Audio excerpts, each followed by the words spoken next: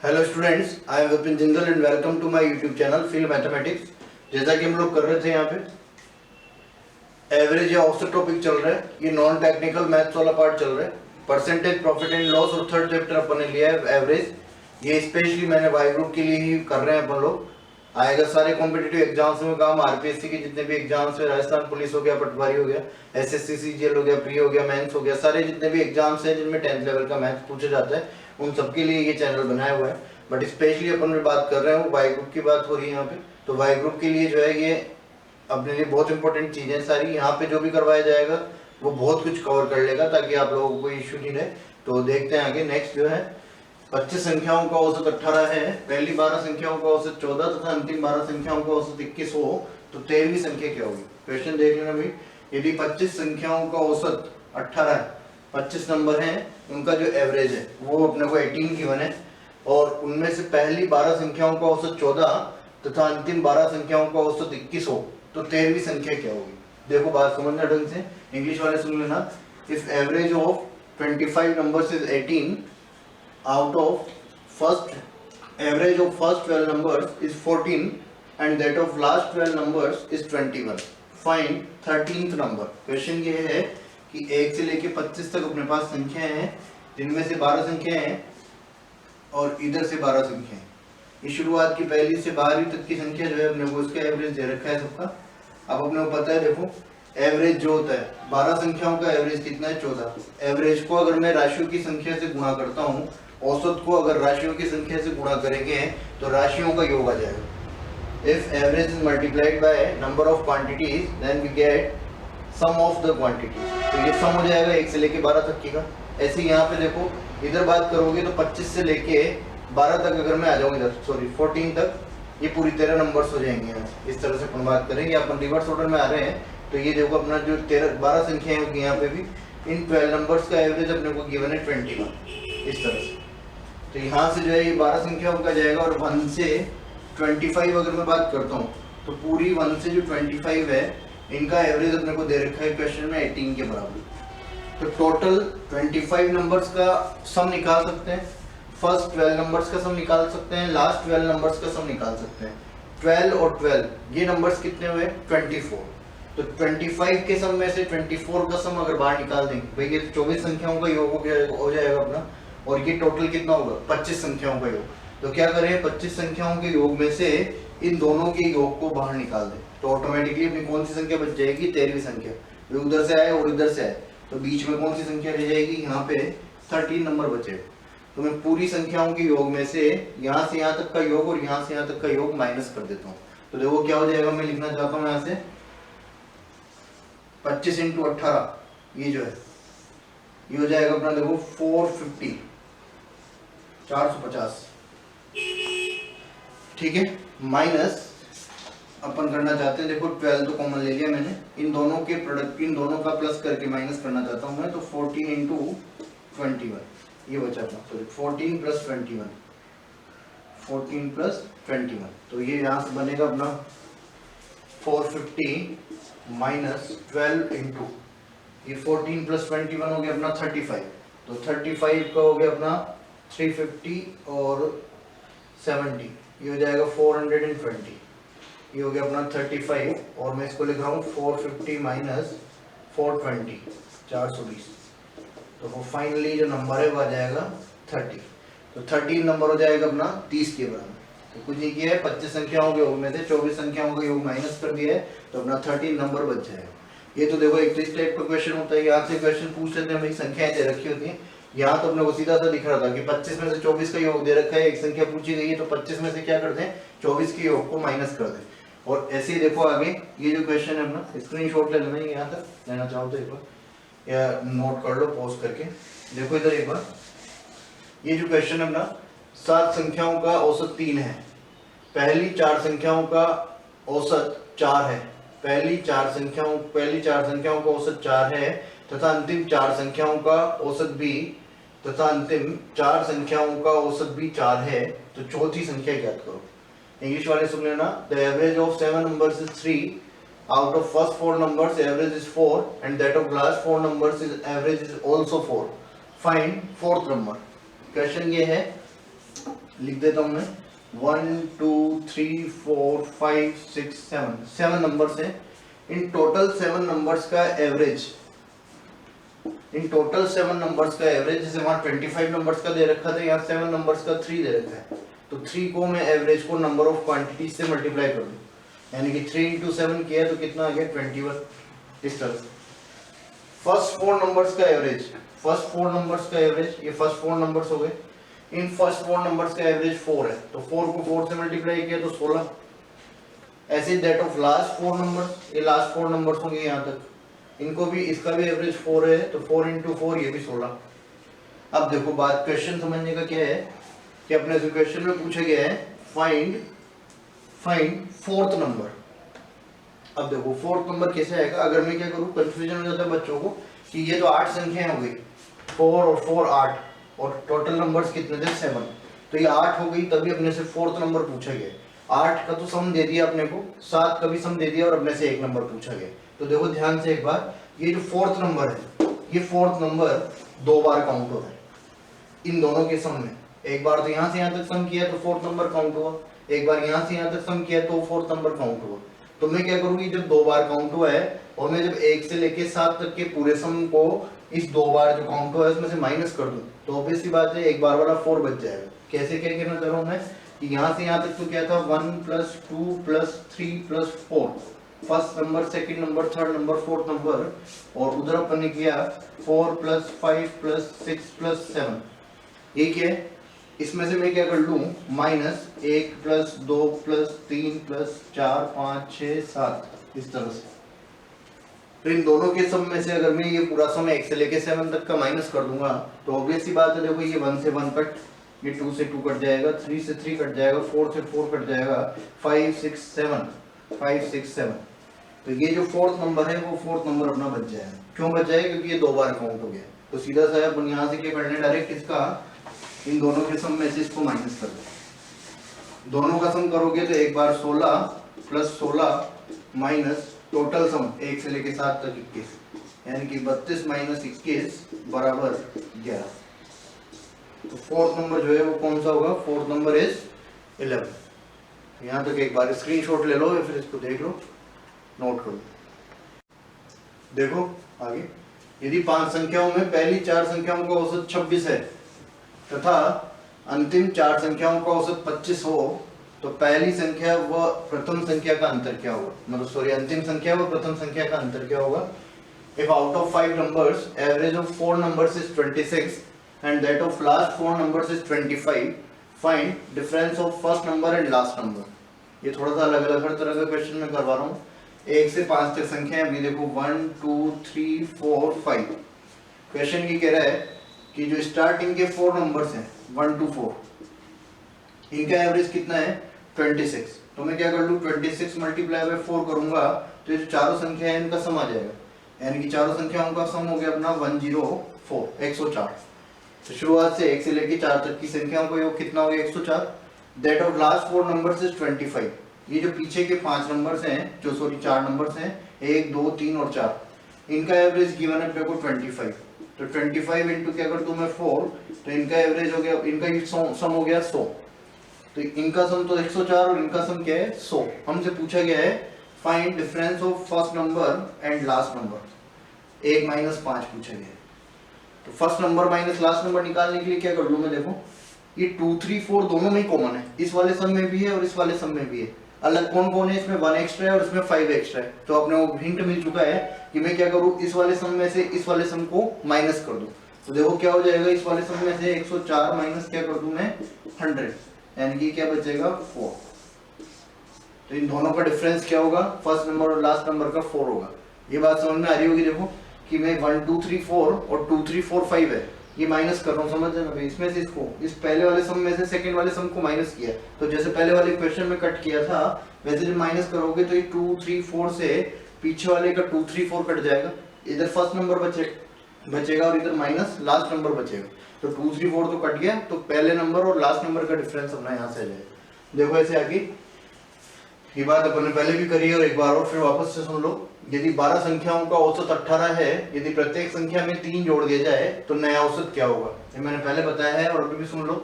12 संख्याओं का औसत 18 है। यदि प्रत्येक संख्या में 3 जोड़ दिया जाए, 1 से 12 मान लो ये संख्या है, इनका औसत कैसे निकालोगे? बटा 12 भाई, 1 2 3 4 ऐसे लिख लो, नहीं तो 1 + 2 + 3 ऐसे करते करते 12 नंबर से हैं, इनका एवरेज निकाला, 12 से डिवाइड किया, एवरेज कितना दे रखा है? 18। अब क्वेश्चन ये कह रहा है कि if 3 is added in each number find new average। यदि प्रत्येक संख्या में 3 जोड़ दिया जाए तो नया औसत क्या होगा?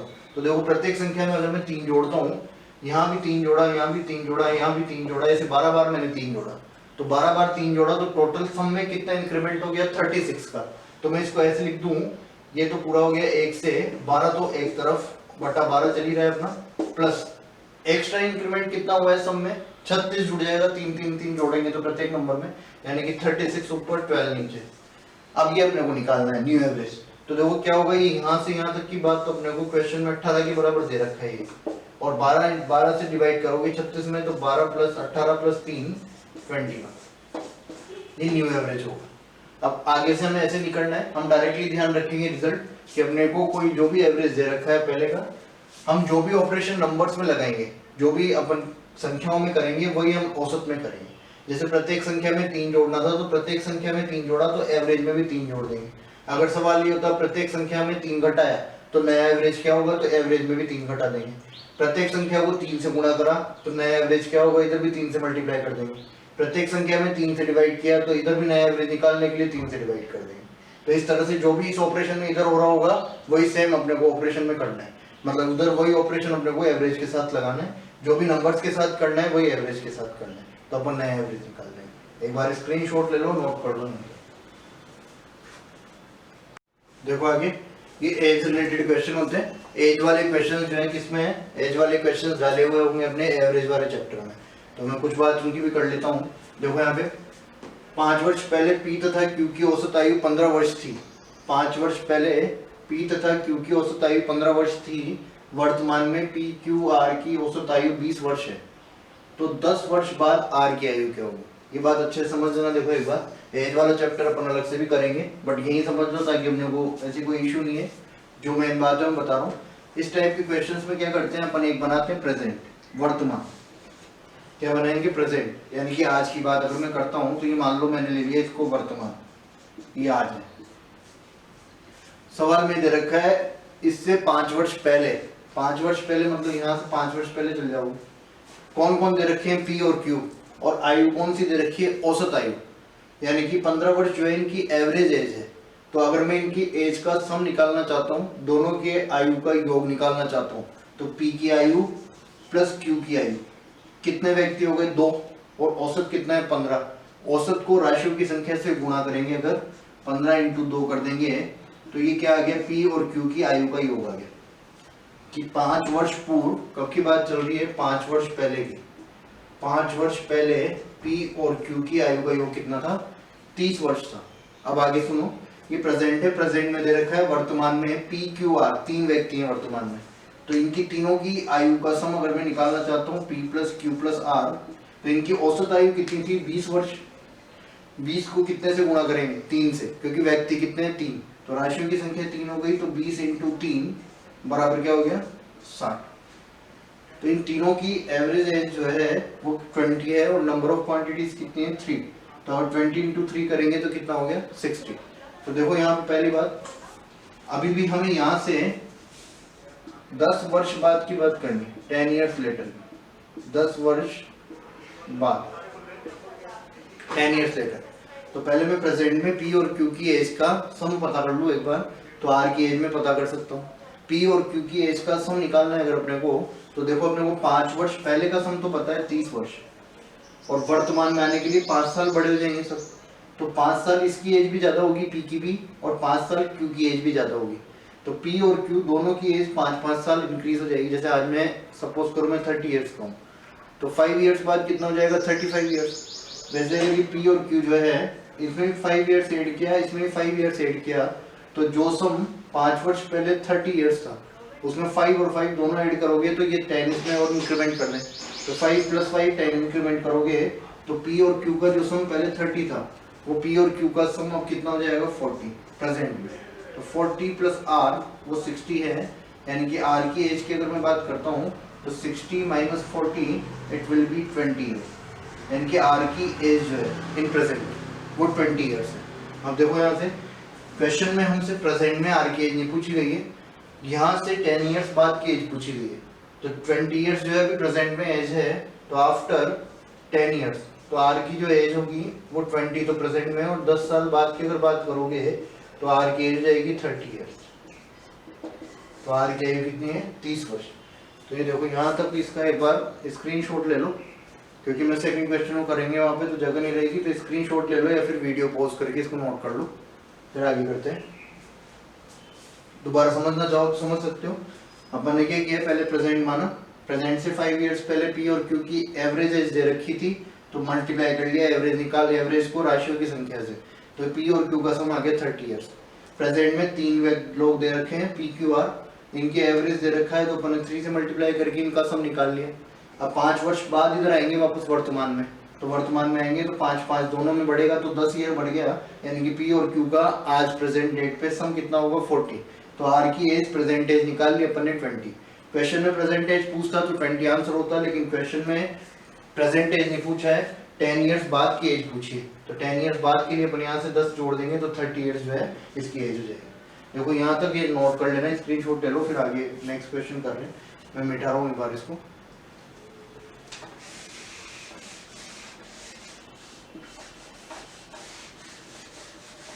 देखो ये सेकंड क्वेश्चन जो है ये भी बहुत इंपॉर्टेंट क्वेश्चन है, ध्यान से देखना एक बार इसको।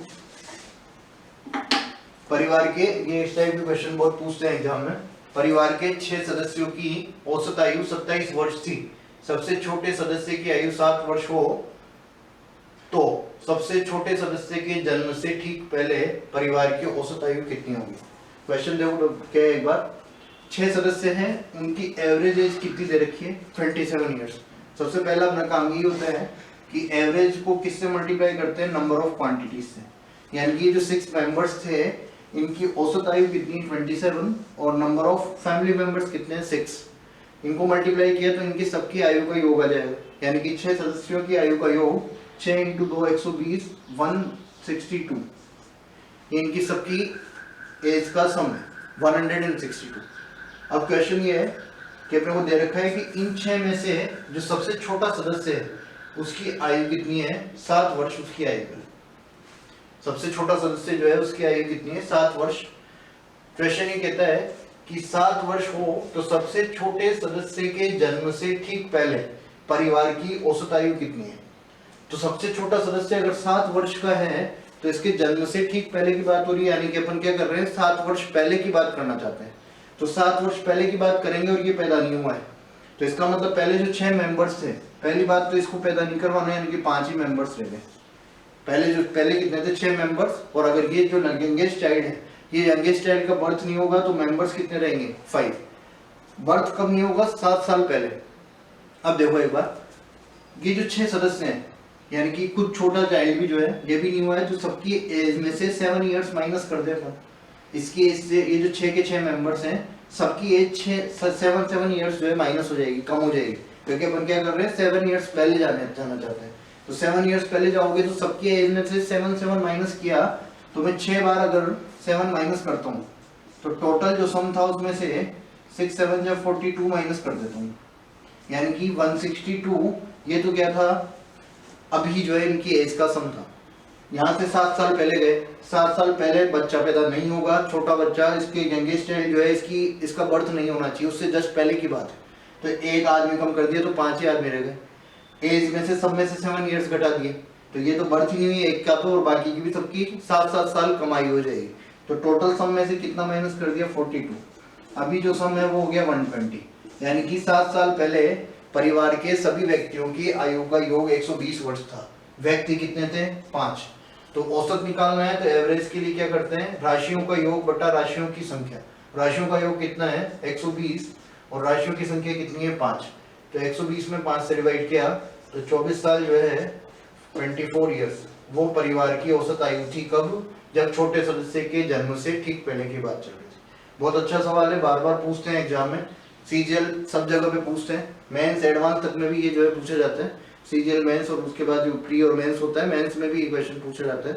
तो थोड़ा सा चेंज करके। तो अपन तो वाई ग्रुप की बात कर रहे हैं, तो इसमें से बहुत इजी क्वेश्चन ही आएगा या फिर लास्ट यहाँ तक आएगा, इससे ज़्यादा नहीं पूछेंगे कुछ भी। तो इसको अगर अच्छे से समझते हो तो बहुत अच्छी बात है। यहाँ तक एक बार नोट करो, फिर आगे देखते हैं। स्क्रीनशॉट ले लो या फिर नोट कर लो।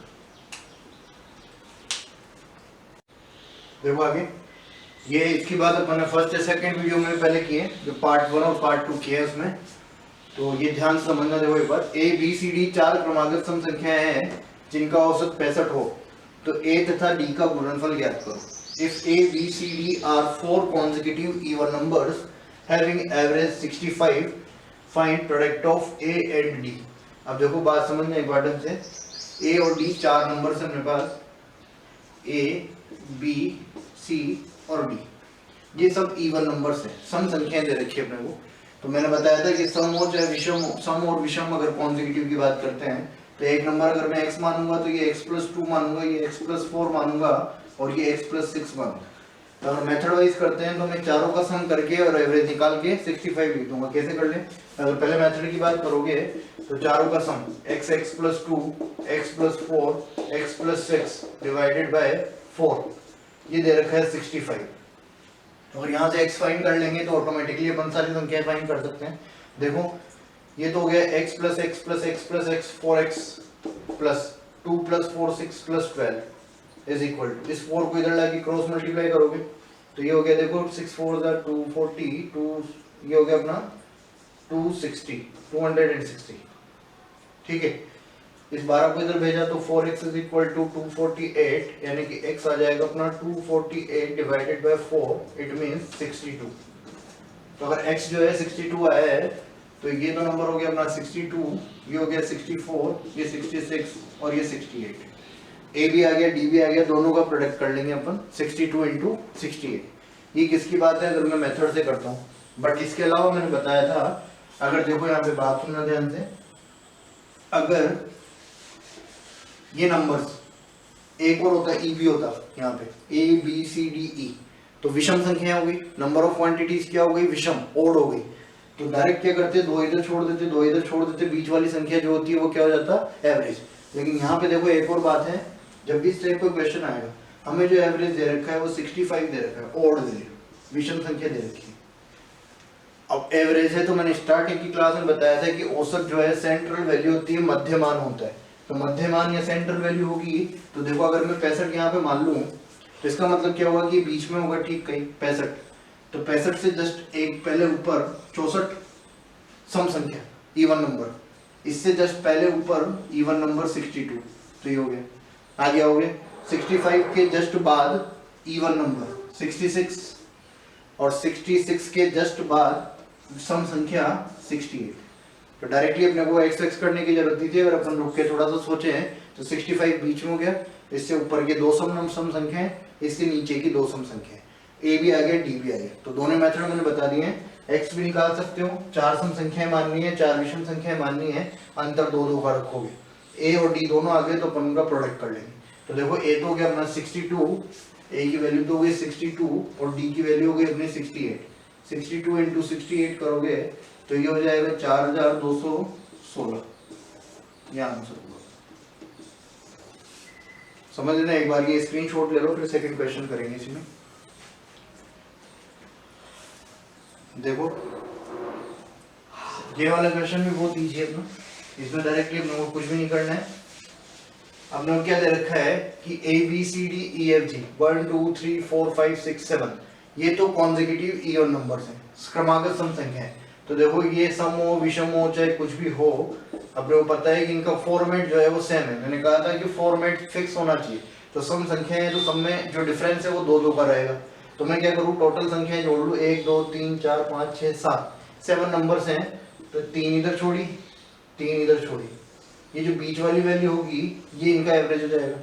ऐसे इधर आ जाओ, जे के एल एम एन, ये ओड नंबर्स हैं, कंसेक्यूटिव ओड नंबर्स, क्रमागत विषम संख्या है। वापस से 1 2 3 4 5, फॉर्मेट फिक्स है, 2 इधर छोड़ी, 2 इधर छोड़ी, तो बीच वाली जो संख्या है ये वापस से इनका एवरेज होगी। इनका एवरेज ये है, इनका एवरेज ये है, अपने को पूरों का एवरेज निकालना है। तो एक संख्या तो कौन है, d, और एक संख्या कौन है, l, यानी कि इन दोनों संख्याओं का एवरेज निकालना है।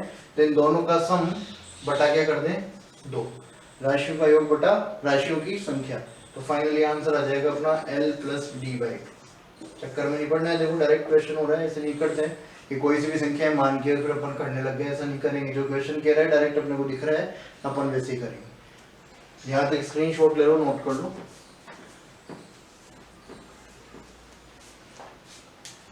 ठीक है भाई, देखो यहाँ तक अपन ने एवरेज के काफी इंपॉर्टेंट क्वेश्चंस कर लिए हैं। कुछ क्वेश्चंस और बचे हुए हैं जो अपन को करने हैं।